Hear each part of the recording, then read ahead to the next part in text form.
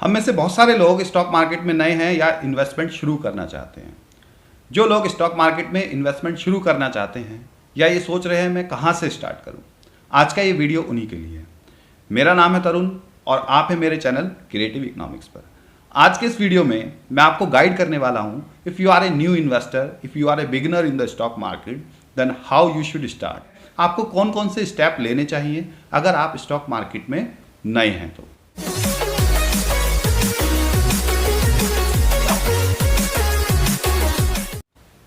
सबसे पहले तो मैं आपको बताना चाहूँगा कि स्टॉक मार्केट में इन्वेस्ट करना बहुत आसान है।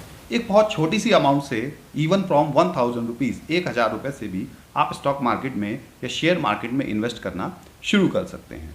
यहाँ पर आपको लैक्स ऑफ रुपीज़ या करोड़ ऑफ रुपीज़ की ज़रूरत नहीं है, जो कि एक नए बिजनेस को स्टार्ट करने के लिए आपको चाहिए होते हैं। अब मैं आपको बताता हूँ स्टेप बाय स्टेप कि आपको करना क्या है। तो first step is you have to take decision, कि आपको डिसीजन लेना है।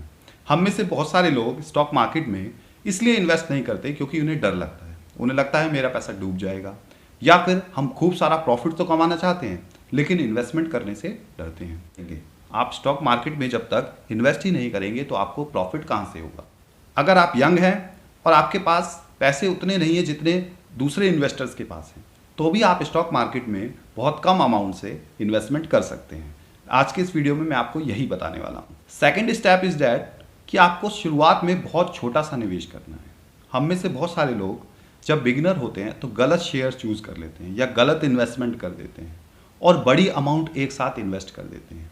लेकिन शुरुआत में आपको स्टॉक मार्केट में बहुत छोटा सा अमाउंट लगाना है, और ये सभी के साथ होता है कि स्टार्टिंग में कोई गलत शेयर, कोई गलत इन्वेस्टमेंट करते हैं और उन्हें लॉस होता है। तो इवन अगर आप बिगिनर हैं और छोटी अमाउंट इन्वेस्ट करेंगे तो आपको लॉस भी बहुत छोटा सा ही बियर करना पड़ेगा। इसलिए सबसे पहली बात तो यह है कि जब भी आप स्टॉक मार्केट में इन्वेस्ट करते हैं तो start with A minimum amount, बहुत छोटी अमाउंट से शुरू कीजिए, जिससे अगर आपको लॉस भी होता है तो कम से कम हो। एकदम से प्रॉफिट के लालच में आकर बहुत बड़ी अमाउंट आपको स्टॉक मार्केट में इन्वेस्ट नहीं करनी है। दोस्तों, स्टॉक मार्केट में गलतियां सभी से होती हैं। जैसे कि मैं बात करूं, कभी नर्वसनेस में, कभी लालच में आकर, या फिर कभी गलत इन्वेस्टमेंट से। तो गलतियां सभी से होंगी, चाहे कोई पुराना इन्वेस्टर हो चाहे कोई नया इन्वेस्टर हो।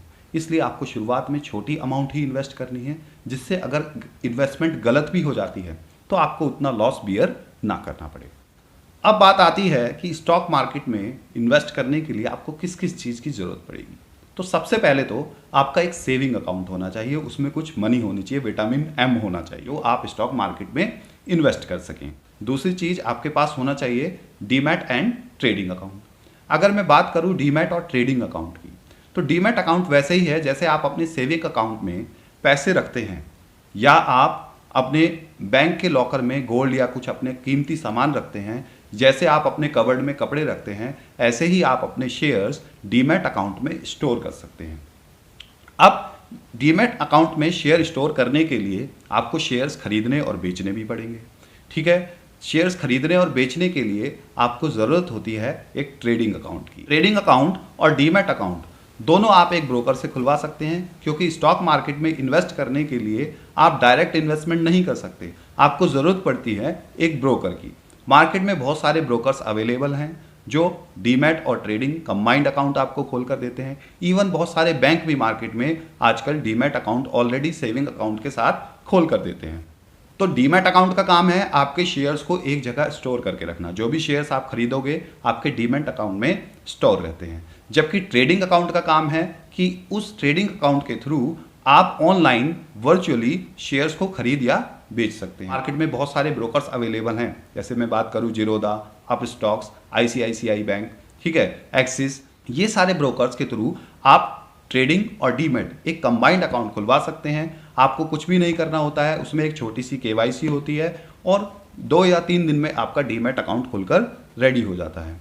फिर आपको फ़ोन में उनकी एप्लीकेशन डाउनलोड करनी होती है, जैसे जिरोदा की या अपस्टॉक्स की, और उस एप्लीकेशन को डाउनलोड करके आप ट्रेडिंग स्टार्ट कर सकते हैं। तो डीमैट और ट्रेडिंग अकाउंट का डिफरेंस क्लियर है। शेयर्स को खरीदने और बेचने के लिए आपको ज़रूरत पड़ती है ट्रेडिंग अकाउंट की। अगर आपने शेयर खरीद के रखने हैं अपने पास तो वो आपके डीमैट अकाउंट में स्टोर रहते हैं। जब भी आप कोई शेयर खरीदना चाहते हैं तो पहले आप सेविंग अकाउंट से पैसा ट्रांसफ़र करेंगे डीमैट अकाउंट में, और अपने डीमैट अकाउंट से उस ट्रेडिंग अकाउंट, जो आपका ट्रेडिंग अकाउंट डीमैट अकाउंट से लिंक है, उसके थ्रू आप शेयर्स को खरीद और बेच सकते हैं।